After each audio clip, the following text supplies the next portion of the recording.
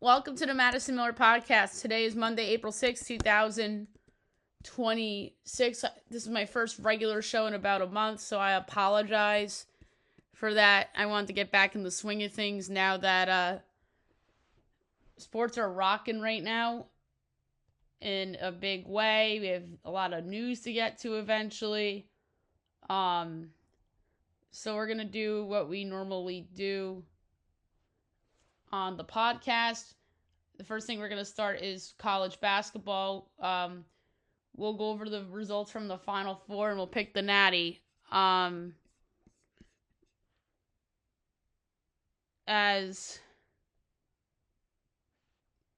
the UConn Huskies, your 2 seed in the East region, meets your 3 seed in the South region, the Illinois Fighting Illini, 71-62. Illinois was favored in the game. UConn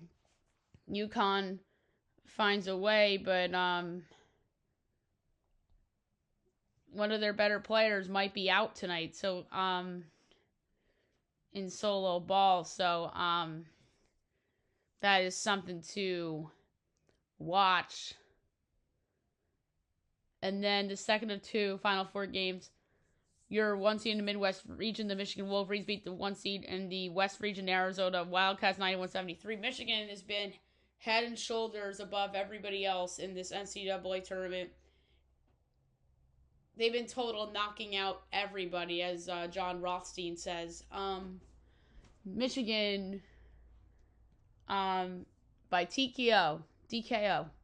That's all they've been doing all tournament long. And then now tonight, this is a 8:50 TBS. Your 2 seed from the East region, UConn, your 1 seed from the Midwest region, the Michigan Wolverines. My line's Michigan by 2, total 149.75, and Michigan is a whopping 7.5 point favorite. And the total is, it's down to 6.5. So that's a good sign for solo ball. Total's 145.5. So I have a nice edge on the over, like a 4.25 edge, and then I have a 4.5 edge on UConn. I'm gonna take UConn plus the 6.5. I mean, I don't know if I'm gonna bet it now, but I'm gonna wait to bet it and see if it goes to 7, back to 7.5. But I will take UConn plus the points, so I think they'll win. Possibly. Wouldn't rule it out. Looks like solo ball's gonna play. It was 7.5. It's down to 6.5. But Michigan's just been head and shoulders better than everybody else this year, or in this tournament. Not necessarily this year, because Duke was awesome. UConn would have been a 1 seed had they not lost to St. John's in the Big East tournament final, and had they not lost to who'd they lose to late in the year? Marquette or Creighton? They lost to Creighton at the end of the regular season, or else they would have been a 1 seed instead of the Gators. And that's like an interesting what if, because like that, maybe Florida's still in the dance, or not still in it, but like they go further. Iowa obviously doesn't make the run to the Elite Eight. So I will bet the over. Maybe I'll do UConn plus 6.5 and the over 145.5 as a parlay. That'd be pretty neat. But I will be on both UConn plus the points and over 145.5. I think those are both really good bets. And I'm going to say it's not Michigan by TKO. I'm going to say it's Michigan by 2 possessions. But the caveat here is that I think the more likely the game's close, the more likely UConn wins. And if anybody's going to blow the other team out, Michigan will blow out UConn. I feel like this game could possibly go in 2 ways, but I do think there's a chance Michigan wins close, because I felt earlier in the tournament, Purdue and Texas in the Sweet 16, I thought Purdue was either going to blow out Texas, or Texas was going to win outright if it was close, but it was close, but Purdue won by 2, and they lost in the next round in the Elite Eight. So it's been a really fun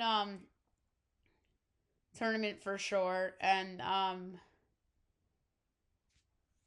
not any crazy stuff like St. Peter's going to the Elite Eight, or Fairleigh Dickinson or UMBC. Like, we had a couple of these underdogs in the last 10 years that came out of nowhere. I mean, obviously St. Peter's was the big one. Loyola Chicago the one year. Florida Atlantic. So Dusty May has been in a that title game, and they ended up losing.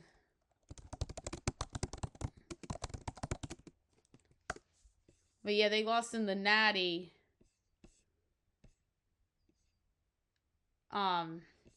Or no, I'm sorry, they lost in the to San Diego State, and San Diego State got killed by UConn. That's what happened. That's right. I knew they were in a close game. So both of these coaches are fantastic. I think Dan Hurley's the better coach. Best player on the court in this game is going to be Luxembourg on Michigan, or even Demara. Cavario will be Tyrus Free Jr. of UConn, but it should be interesting. And the MOP favorite is Mara of Michigan at plus 180. Although Elliot Cadeau has been awesome too. And here's the thing, guys. If you want to bet UConn to win, you might have more value than Tyrus Free Jr. as most outstanding player, plus 450. He's been everything for UConn in their run. So I think that's a fun little suggestion. And you think if Michigan's going to win it, is it easier just to bet on Ademara at plus 180 for most outstanding player too, just so you can get plus money at something. So I think Morrow wins most outstanding player. I would bet that too at plus 180, but I think Cadeau has a shot at plus 430 as well. All right, now we'll move on to the NBA. We'll go over the weekend's results. Look ahead to tonight. Obviously, tanking is a big deal of late. Hornets over the Pacers, 129-108. Hornets pretty much locked into that play-in. Sixers over the T-Wolves, 115-103. Sixers look like you're going to be your 6th seed in the East. T-Wolves, your 6th seed in the West. Hawks over the Nets, 141-107. The Hawks look like they're going to be the 5th seed in the East. Brooklyn's a tanker. Knicks over the Bulls, 136-96. Obviously, the Knicks could slip to 4. I feel like they're killing the tanking teams, but they're like half-ass tanking against the good teams lately. And I think it's because they want the 4 seed. That's honestly what I'm thinking. And like, why? I knew something was off. I mean, I know there's some guys that are hurt on the Knicks, but I think they're trying to lose out to get the 4 spot to. But then again, they might regret it if they do that and play the Hawks. Because the Sixers are so damn inconsistent, and they're an Embiid injury away from getting swept in the first round. So, or an injury period of getting or losing in 4 or 5 in the first round. So, I mean, the Knicks better be careful here with their little strategy they have going. And same with Cleveland. Rockets over the Jazz, 140-106. Rockets are in the 5 seed. Raptors over the Grizzlies, 128-96. Raptors are your 7 in the East. I think they're the weakest playoff team in the East. Celtics over the Bucks, 133-101. Celtics here the team to beat in the East. Bucks might be firing Doc Rivers. Magic over the Mavs, 138-127. Magic very inconsistent this year. Jamal Mosley is going to be the playoff coach, or team in the top 10 in the East. Coach most likely to be fired. And then the Kings over the Pelicans, 117-113. Now it's a tankathon game. Saturday, Heat over the Wizards, 152-136. The Heat will be in the play-in, obviously.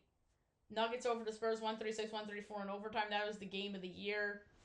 And a huge win for Denver after a lot of these close losses and people calling for Dave Adelman's job in a way. And then the Pistons killed the Sixers, 116-93. Pistons and J.B. Bickerstaff deserve a lot of credit for sticking at that 1 seed when Cade Cunningham was announced out with the blood clots. And then the Sixers, very up and down. I know Embiid didn't play. They always get blown out against these teams when they have somebody injured. They got blown out by the Knicks without Embiid. They got blown out now by the Pistons without Embiid. And then yesterday, Celtics over the Raptors, 115-101. Nets over the Wizards, 121-115. Suns over the Bulls, 120-110. The Suns have been a pleasant surprise, and Jordan Ott has to be a Coach of the Year candidate because everyone thought they were going to be tanking before the year. Bucks over the Grizzlies 131 to 115. Cavs over the Pacers 117-108. Cavs are like the Knicks. I think they are purposely tanking for that 4 seed. Hornets over the T-Wolves 122 to 108. Obviously, we talked about both of these teams earlier. Magic over the Pelicans 112-108. Thunder over the Jazz 146-111. I think they're head and shoulders above everyone else. Mavs over the Lakers 134-128 without Luka Doncic and Austin Reeves. Clippers over the Kings 138-109. Clippers turned their season around. They're going to finish over 500. The Rockets over the Warriors 117-116. Golden State's going to be the only team with a losing record in the playoff/play-in. And back to the Lakers for a second. They go from title contenders with how they remade their team to might be out in the first round if Luka's not back in time. And Reeves, for that matter. All right, only 5 games tonight. 7 o'clock. Peacock and NBCSN. Knicks Hawks from Atlanta. My line's Pick'em. And 231. The Hawks are favored here, and deservingly so with the way they've been playing. 1.5 total, 227.5. I like the over. I think if you're getting the Hawks, a Hawks game over with less than 230, I think that's a good bet. Pistons Magic. My line's Pistons by 2 total, 228 and 4/5. And it's only 1.5 total, 221.5. I'm shocked that it's that low. Give me the over. I think Pistons, Hawks, probably the Pistons and the Hawks with Michigan. I think that's the move. You parlay Michigan. Well, not with those types of teams, but if you could feel frisky, you could do that. But parlay those with some of the tanking, like with the Cavs, and find some tankers in hockey, and then you bet on like a big baseball favorite or two. And I know baseball's a little tricky right now because they just started and weather and everything, but like nobody's really, other than the Yankees and the Dodgers, I feel like has established themselves a little early in the year. But we'll get to baseball in a second. 8 o'clock Cavs Grizzlies, so I just alluded to it. My line's Cavs by 9, total 234 3/4, and it's 12.5, 231.5. So I have a 3.5 point edge on the Grizzlies and a 3.25 on the 3.25 on the over.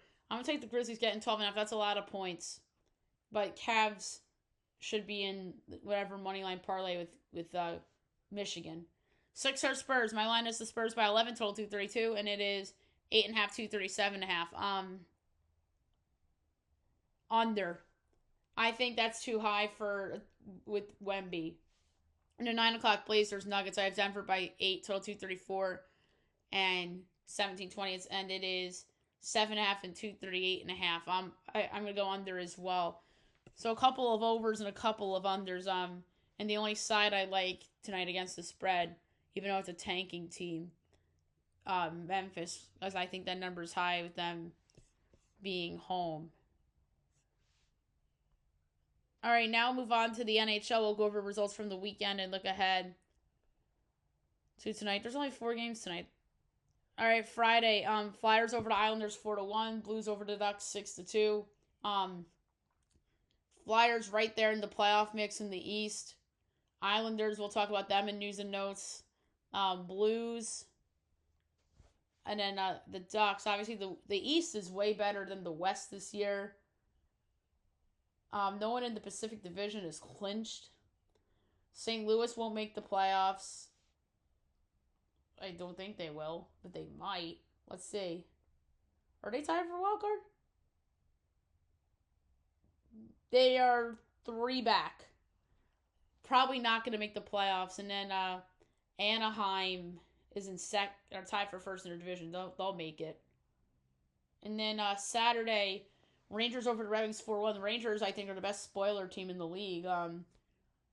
They might actually be good next year. I mean, if Igor Shesterkin didn't get hurt, they're probably ahead of the New Jersey Devils. They're probably, I don't think they're, maybe they are right there with the Flyers, but I doubt it because they just weren't deep enough. And then they ended up trading Panarin. If they kept Panarin and Shesterkin didn't get hurt, they probably would have been right there at the they would have been right there at the Islanders and the Flyers for like those last couple playoff spots in the East. They would have been like near Washington in the standings if those two things didn't happen. I personally don't think they trade Panarin if Igor gets hurt, but they could be wrong. Wild over the Senators for the one. The Wild, they're playing good hockey. Avs over the Stars 2-0. That was a great game, great win for the Avs. Lightning over the Bruins 3-1. Lightning could very well win the Atlantic Division. Boston's a wild card. They have good breathing room. Penguins over the Panthers 9-4. The Penguins are going to make the playoffs for the first time in a couple of years. Panthers eliminated. They're having a year from hell, kind of like the Rangers, but they might be good next year, kind of thing. Habs over the Devils 4-3 in a shootout. Devils obviously won't make the playoffs. It's a matter of time before they're eliminated. And on the flip side, Montreal clinched. And then Ottawa's right there for the final wildcard spot, too. Capitals over the Sabres 6-2. Sabres clinched the playoffs, so it made sense for them to lose that game on Saturday. They had already clinched at that point. Washington might make it. They're 3 back, but not likely. Making that Rangers loss hurt them. Isles lose to Carolina 4-3. Canes, or did they clinch the Metro yet? No.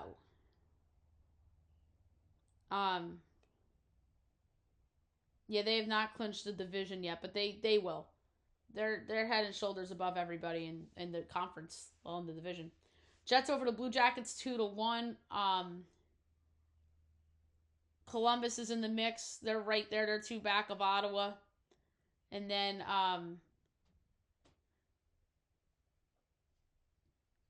what was I going there? And then Winnipeg. If Connor Hellebuck didn't get hurt, they would have been, I think, the definitive second wild card. Like, I think injuries really define the season in the NHL. And you could argue in the NBA as well. Absolutely. Mammoth over the Canucks 7-4. The Canucks are the worst team in the league. I mean, some may say the Rangers based on how they've played, but it's easily Vancouver. Or the Rangers, I mean, in the East. But yeah, I think the Rangers are better than 5 teams in the West.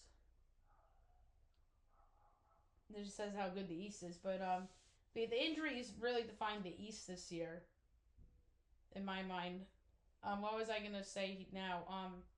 But yeah, Winnipeg for sure. Would have made the playoffs if Hellebuck stayed healthy, and then the Mammoth are gonna make it. It looks like that's awesome. Good for them. And then Kings over the Leafs 7-6 in OT. The Leafs are eliminated. The Kings are tied for the final wildcard spot. Golden Knights over the Oilers 5-1. Obviously Vegas made a coaching change for John Tortorella. They might still win that division. So would Edmonton, but any of those 3 can win that division. That's insane. And the Mammoth. Or yeah, that's a little nuts.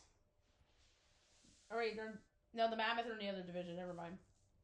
Flames over the Ducks 5-3. The Flames think that was a bad loss for Anaheim. Preds over the Sharks 6-3. Blackhawks over the Kraken 4-2. And then yesterday, Wild over the Red Wings 5-4. Pens over the Panthers 5-2. Flyers over the Bruins 2-1 OT. Sens over the Canes 6-3. Rangers over the Caps 8-1. Devils over the Habs 3-0. And the Blues over the Avs 3-2. 4 games tonight, 7 o'clock at NHL Network. Lightning Sabres. Fantastic game in Buffalo. No one had this game being that significant on their bingo card. This is probably for the Atlantic Division. I know Tampa's 2 points ahead, but Buffalo, do not blow this opportunity. Lightning's -120, Buffalo's even money over under 6.5, overs -108, unders -112, Bolts -1.5, plus 194, Sabres plus 1.5, -145. I'm going to do it. I'm going to go with Buffalo at even money at home. This is the biggest Sabres game in years. Biggest regular season for them in years. And I think that crowd's going to be ruckus. I wouldn't be shocked if Josh Allen's in the building. I'm going to take the Sabres at even money. 7:30 Kraken Jets from Winnipeg. The Jets are -170, the Kraken plus 140 over under 5.5, -110 each way. Kraken plus 1.5, -192, Jets -1.5, plus 152. I'm going under 5.5, -110.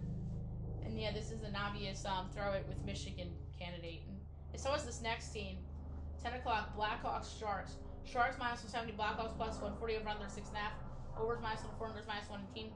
Blackhawks plus 1.5 is -178. Sharks -1.5 plus 144. I'm going to go with the over. And last but not least, 10:30 Predators Kings. This is a big one for the wild card in the West. The Kings are -132. The Preds are plus 110 over under 5.5. Overs -138. Unders plus 112.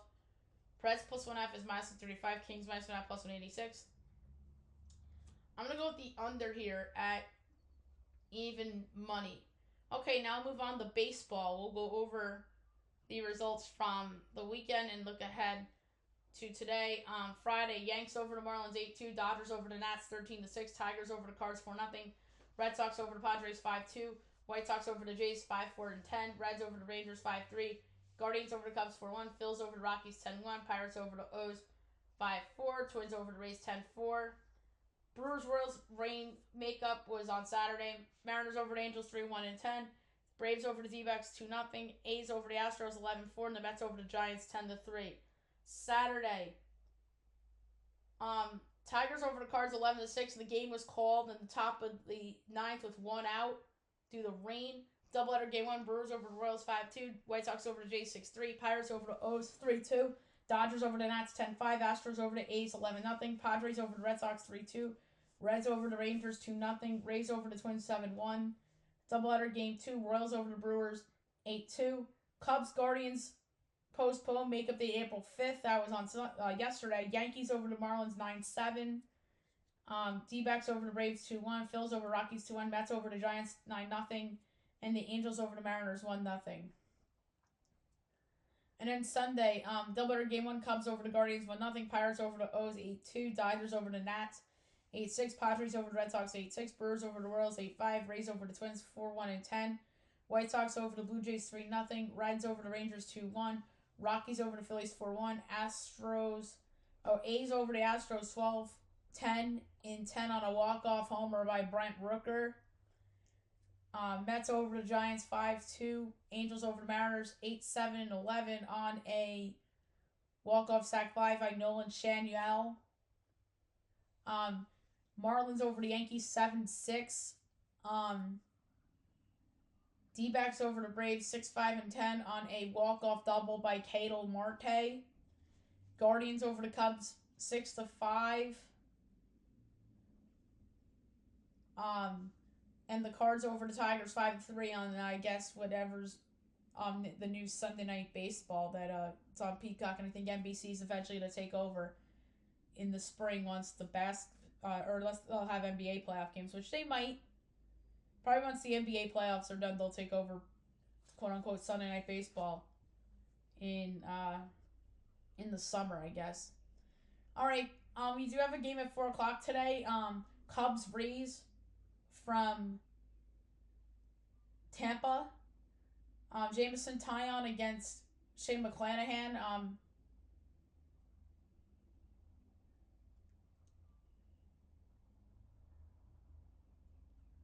So another subplot we didn't even talk about when I did the baseball prediction show is that the Rays are back at Tropicana Field.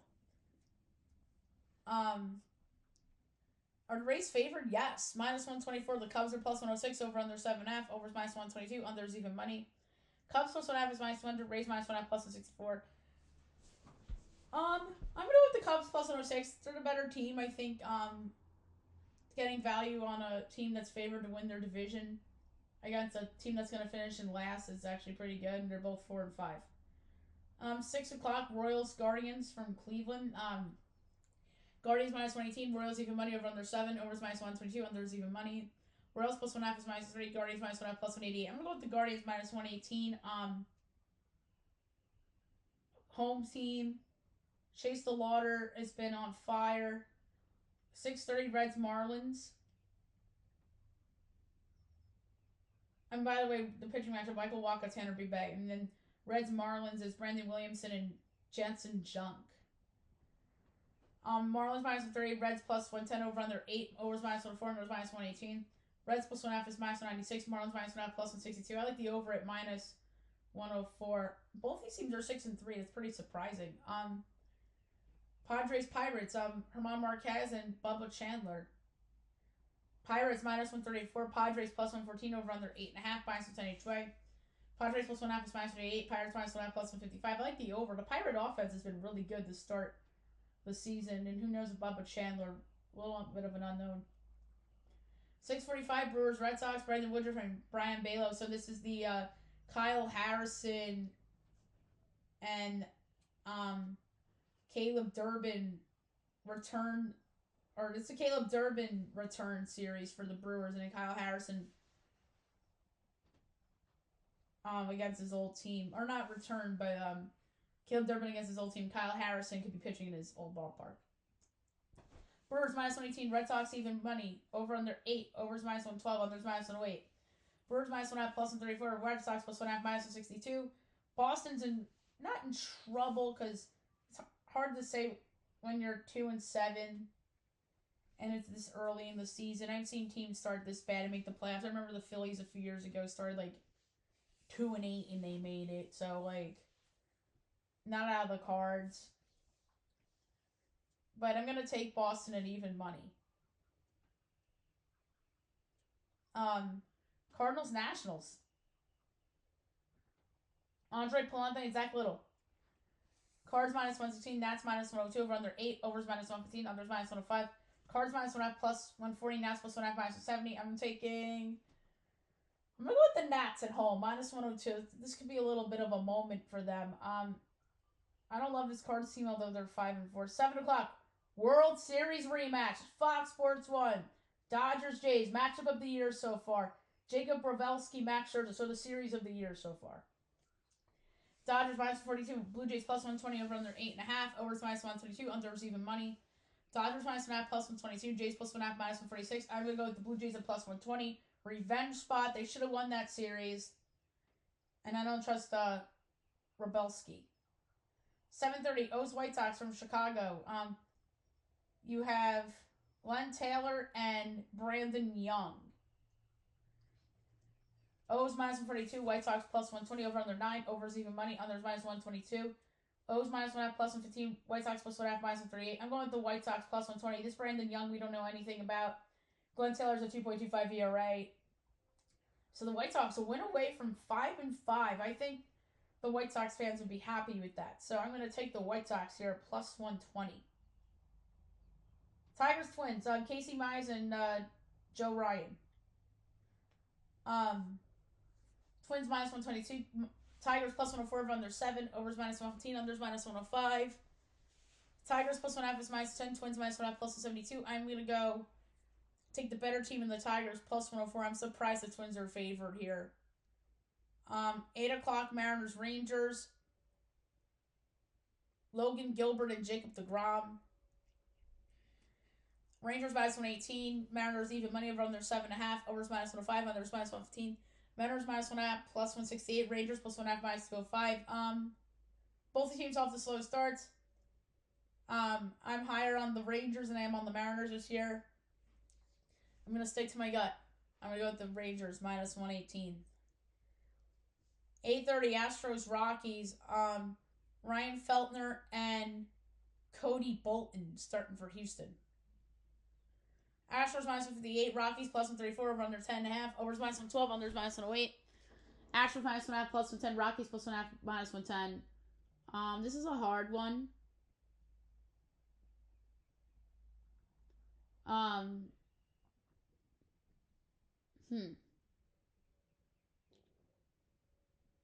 This is a difficult one. The Rockies are a it's weird to say a surprising 3-6 because everyone thought they were a disaster, which they could still very well be a disaster, but 3-6 is not a disaster for the Rockies. They beat the Blue Jays, they beat the Phillies. But I'm gonna go with the over in this game because of the unknowns of the pitchers. 9:30 Braves Angels. Chris Sale and Jose Soriano. Braves minus 172. Angels plus 144. Over under 7.5. Overs minus 115. Unders minus 105. Braves minus 1.5 even money. Angels plus 1.5 minus 120. I'm gonna go with the over minus 115, but I don't feel good about it. This is more Angel bullpen to me with the over pick. And then Phil's Giants at 9:45. Andrew Paintner and Adrian Hauser. Phil's minus 116, Giants minus 102, over under 8, overs minus 115, unders minus 105. Phil's minus 1.5 plus 146, Giants plus 1.5 minus 176. I'm going to go with the Phillies minus 116. This is more of a bet on the more talented team pick. Okay. I'm going to do quick soccer. I won't do everything and picks because it's a lot. But I'm just going to talk about like what happened today and what's going to be going on. So, 3 o'clock today, Girona, Villarreal, Serie A. 2:45 coming up, Napoli, AC Milan. Results, Udinese, Como, 1-1 draw. Atalanta over Lecce, 3-0. Juventus over Genoa, 2-0. ELC was big today. Portsmouth, Oxford, 2-2 draw. Norwich City over Millwall, 2-1. Blackburn, West Brom, 0-0 draw. Bristol City over Sheffield United, 2-0. Or 1-0. Derby County over Stoke City, 2-0. Ipswich over Birmingham City, 2-1. Preston, Queen's Park, 1-1 draw. Sheffield Wednesday, Leicester City, 1-1 draw. Watford, Charleston Athletic, 1-1 draw. Holy shit, if you bet draw on... If you did a round robin with the draws, you would have made out good. Going on now, Swansea City, Middlesbrough, and at 3 o'clock, Hull City, Coventry City. And it's a lot of EL1, EL2. And tomorrow's Champions League, ELC. But there's a lot going on tomorrow, too.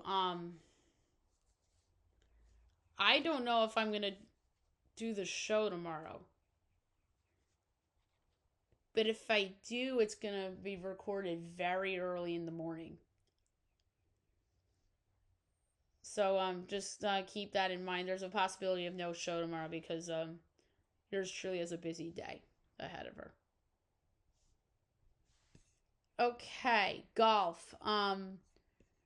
We will touch on that really quickly. It's Masters Week, obviously. We just had the Valero Texas Open. Your winner with the score of 17 under was J.J. Spawn, tied for second. 16 under is Matt Wallace, Michael Kim, and Robert McIntyre, tied for fifth. 15 under, Andrew Putnam, Ludwig Gayberg. 7th with 14 under, Kevin Yu. Tied for 8th with 13 under, Chandler Phillips and Rio Hisatune. Tied for 10th with 11 under, Siwoo Kim, Tommy Fleetwood, Austin Eckler, Christopher Reeton. Tied for 14th with 10 under, Andrew Novak, John Parry, Sudarshan Yamajaro, Sammy Valmaki, Eric Cole, Davis Thompson, Alex Smalley. Tied for 21st, 9 under, JT Potson, S.H. Kim, Hideki Matsuyama, Matt McNeely, Bud Cauley, Marco Penn, Sam Ryder, Nick Taylor. Tied for 28th with Zach Bacho with 8 under. Tied for 30th, 7 under, Kevin Roy, Alex Ren Duggan, AJ Ewart, Mac Meiser, Paul Waring. Tied for 36th with 6 under, Billy Horschel, Austin Smother, and Chris Kirk. Tied for 39th with 5 under, Rico Hoy, Matt McCarty, Brent Snecker, Brian Harmon, Taylor Moore, Chad Ramey, Kevin Stroman, Christian Ziedenhout, Adam Shank, Adam Svevson. Tied for 49th with 4 under, Crystal Lamprecht, Bayo Hostler, Adrian DeMonte Chazert, Jordan Allison, Tony Finau. Tied for 54th with 3 under, Bronson Burgeon, Vincent Whaley, Gordon Sargent, Stephen Fisk, Hank Labiota. Tied for 59th with 2 under, David Ford, Eric Van Roy, and Stefan Yeager. 62nd, 1 under, Takumi Kainama, and even Peter Malnati, Jordan Spieth. I don't feel like going through the rest. I have a lot to do, and that's including the cut. All right, NASCAR really quick I want to touch on. There was no Cup Series because of Easter. But we'll start with O'Reilly from the weekend. They were in Rockingham. I'm trying to pull it up. And I believe truck was at Rockingham as well. Yeah, so O'Reilly, Your winner was William Salich. Second, Brendan Jones. Third, Justin Algier. Fourth, Raja Caruth. Fifth, Carson Vappel. Sixth, Sheldon Creed. Seventh, Taylor Gray. Eighth, Parker Retzlaff. Ninth, Ryan Teague. 10th, Corey Day. The rest, Austin Hill, Sammy Smith, Harrison Burton, Brendan Poole, LeVar Scott, Nathan Bird, Jeb Burton, Alex Lab, Josh Williams, JJ Gilly, Andrew Patterson, Ryan Ellis, Blaine Perkins, Anthony Alfredo, Jeremy Clemens, Brent Cruz, Jesse Love, Dean Thompson, Garrett Smithley, Blake Lothian, Joey Gase, Cletus Mitchell, Austin Green, Patrick Starpoli, Dawson Cram, Josh Beliki, Kyle Sieg, Sam Meyer. And then the Truck Series.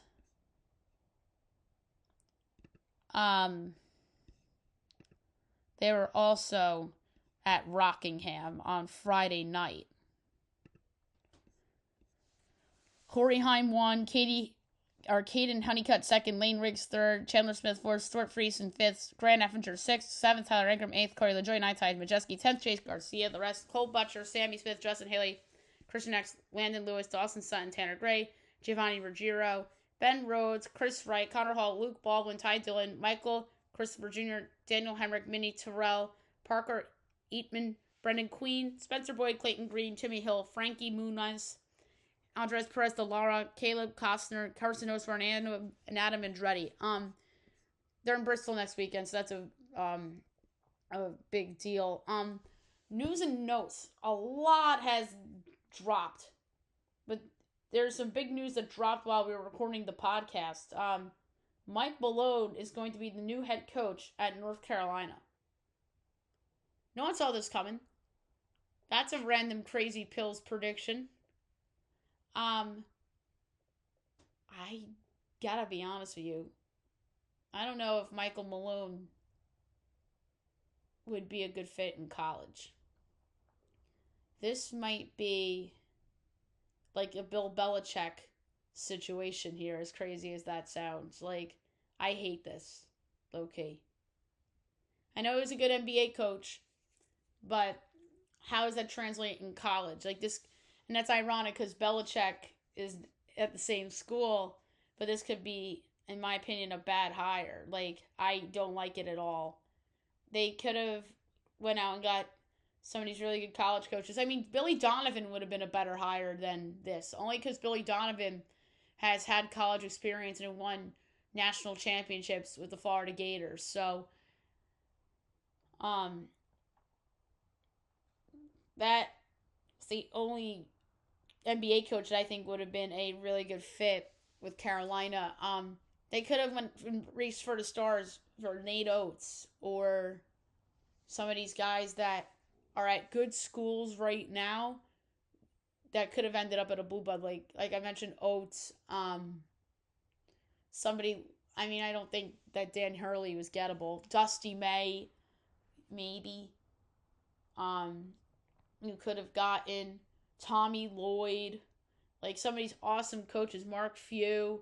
I know Randy Bennett ended up somewhere else, but that would have been an interesting one. But there's a lot of guys Carolina could have went, but instead they go with an unknown in college and Mike Malone. Is he a good basketball coach? Yes, but I don't know if he's right for college. Just like clearly Bill Belichick isn't really right for college football. Like, this is what this reminds me of. I think it's a possibly disastrous hire for Carolina. I hate it. Andrew Luck defends Chris Ballard and said it pushed him into retirement has no merit. And the other big story that came out today was that the New York Football Giants defensive tackle Dexter Lawrence requested a trade. The Giants better get the moon and the stars for Dexter Lawrence. He's been a great Giant. But the thing is, they can't get lowballed. They can't have the Luka Doncic / Micah Parsons offer. They can't have the Dallas discount offer.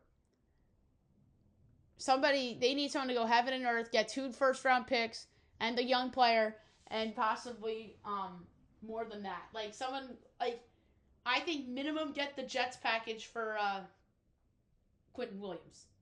Like, that to me is the basement of what the return should be for the Giants. I know the argument's out there. There's no point of having him on the team. You lost with him this whole time. It's kind of like Saquon Barkley. But the difference is that Saquon, they should have traded Saquon instead of let him walk to the Eagles.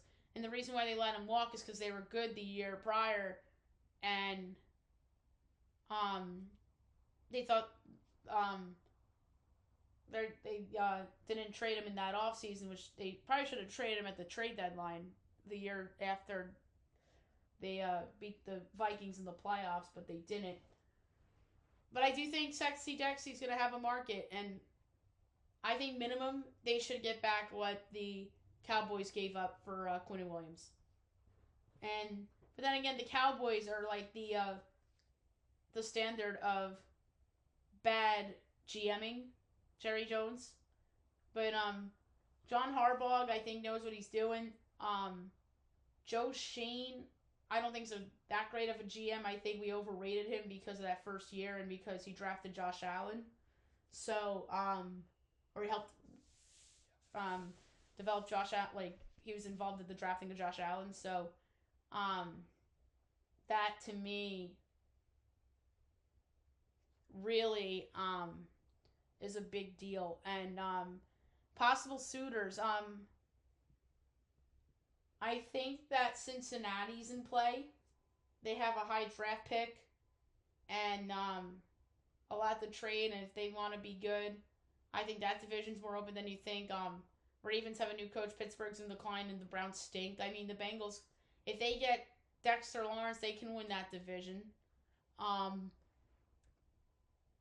think that a team like the Seahawks, that would be kind of weird because they just won the Super Bowl and they have DeMarcus Lawrence. But yeah, the Bengals to me make a lot of sense. I don't think the Jets will do it. That would be LOL Jets at the premium. They should not go there. They're rebuilding. I don't think the Giants will trade in division. I would immediately cross off the 3 division teams. In Philly, Washington, and Dallas. But then again, if one of those teams make an over the moon offer, you take it.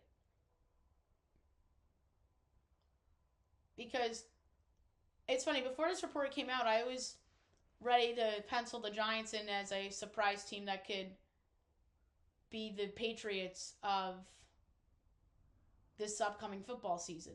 Without Dexter Lawrence, that is unlikely, in my opinion. But they have to get great value back, and then obviously that opens up a need on the roster for an edge rusher. And maybe they can address that in the draft, but yeah, I do think they will honor the request, but they just need to find the right offer. And they better hope like a desperate Bengals team with a coach on the hot seat and a owner GM that's crazy like Mike Brown. So, we'll see. You better hope one of these crazy teams. I know the Colts don't have assets because they traded all of them for Sauce Gardner. Maybe Jacksonville. Put him with Josh Allen. Tennessee. Put him with Jeffrey Simmons. Reunite him with Dayball. Yeah, maybe one of these crazy bad teams could do it that think they're going to be good, like Tennessee or, like I said, I don't think it's going to be Indy. Maybe Washington has to be a team with maybe they can get a top 10 pick. The Chiefs, are they desperate? Maybe it's the Chiefs. That would make sense. They won't give up I don't know if they'll give up the 9th pick in the draft for him. But that's what, Tennessee, would they give up a top 10 pick for him? I don't think Washington would. But Tennessee might. They're crazy. KC, could they give up 9 and their 2 first-round picks for him? Or maybe they keep their late pick from the Rams. They trade 9 and their early 2nd for Sexy Dexy. And maybe their pick next year, and they go all in with Mahomes and Kelsey one last time. I think that's what, if you're the Giants, you better hope it's the Chiefs, and they package one of their 2 picks this year preferably the 9th pick and maybe their second, or you get their late end and their second and their first next year for Sexy Dexy and maybe one of their young players on their roster. So, I think that, like I said, the Chiefs make a lot of sense. Maybe the Chargers, but that would be a little harder because they would get like a pick in the 20s, maybe next year's pick, and maybe their second or third this year or next year. But yeah, I like the Chiefs idea better. I need to think through this. I need to have a guest to talk about possible Dexter Lawrence packages. Either James Celestin or Jeff Burns, maybe one of those two. I've done trades with James on the podcast before, so maybe we'll do one with James. All right. The Bulls made some front office moves. Arturas Karsnavas and Mark Eversley got dismissed from their jobs, the VP of Basketball Ops and GM respectively. This had to happen. The Bulls are a mess. Jerry Reinsdorf finally making big changes. And now where you need to see who they're going to hire. Juan Soto on the 10-day IL with the right calf strain. That is a big loss for the Mets. Jeremiah Love visited the Bengals. And he visited the Titans and the Giants. And the other big news of the day is that Angel Reese got traded to the Atlanta Dream. 2 first-rounders. Chicago gets in the deal. But the funny thing is that Angel Reese didn't request a trade. But she did work with the Sky to find a new team. That was a surprising trade as free agency started today and then the draft's next week. So the WNBA is back. So that is very exciting. Caitlin Clark, Paige Beckers, and others on rookie deals are getting the bag after a new CBA agreement. But yeah, you knew this agreement was going to get done. Mike Trout stayed today with a hand contusion after he was hit by a pitch yesterday. Mookie Betts is on the IL. That's not good for the Dodgers. Roman Anthony rips the Red Sox start as he didn't hold back on their team's performance recently.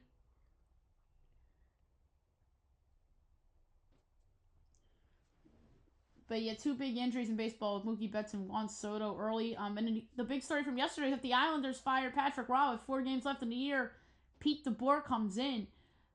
This was a stunner. To me, this was a 2026-27 move rather than a move for this year. I would have waited if I was the Islanders. But I think they did it this early thinking that there's going to be other teams trying to get Pete DeBoer. And I think that's why they did it now. And they saw Vegas did. I hated that Vegas hired Tortorella. That's a terrible hire, in my opinion, because we know what he is. He hasn't won a cup in over 20 years. And I think his teams have ceilings. I know this will be the best team he's had since the Rangers teams that were good under him, but I just don't love the fit with him in Vegas. But yeah, and this Islanders DeBoer fit, I actually don't hate. This is a better hire than Vegas, but DeBoer's a really good coach, and he has a history of taking over teams that end up going far. Dylan Brooks is no longer suspended as he can play against the Rockets tomorrow after the 18th tech gets reinstated. Doc Rivers may be out as the Bucks coach. Taylor Jenkins is a likely candidate. The Lakers have shopped Dalton Connect. Sell the team chants were being chanted at Fenway Park. UCLA will beat South Carolina 79-51 for the women's natty. We really didn't talk about the women's, but good for them. Luka wants treatment in Europe as he's seeking specialized medical care to expedite return to play. Cam Boozer has a fractured eye. He won't get surgery after revealing he's recovering from a couple of fractures during the UConn game. Nikola Vucevic came back for the Celtics yesterday against the Raptors.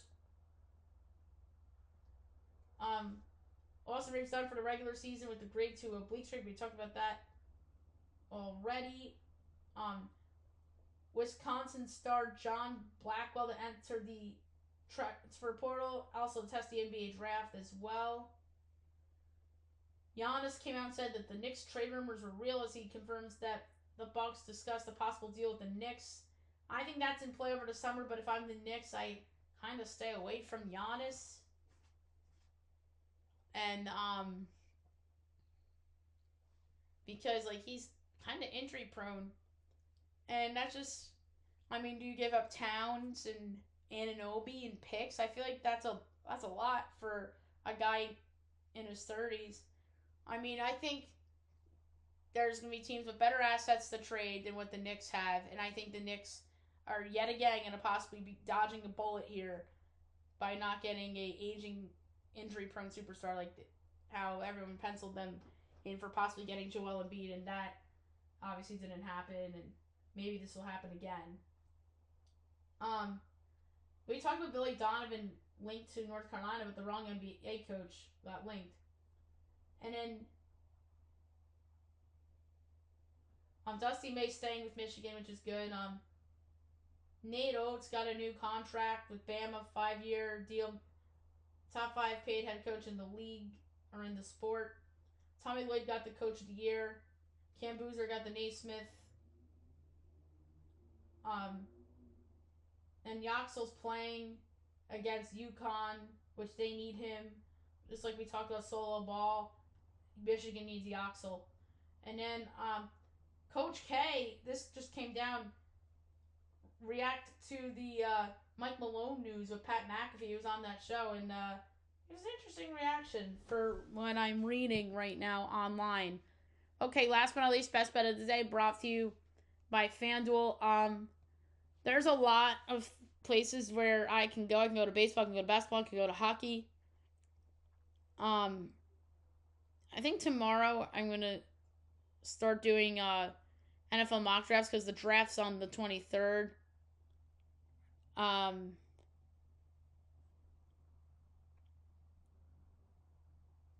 There's a lot of NBA totals I like.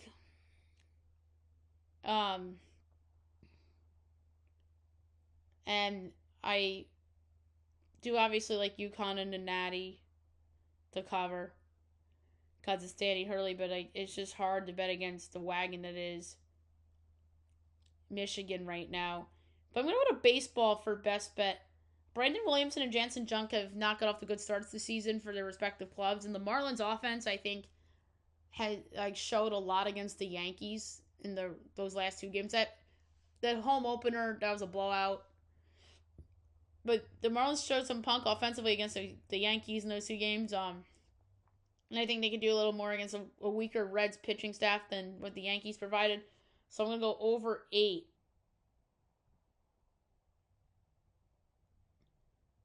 At minus 104.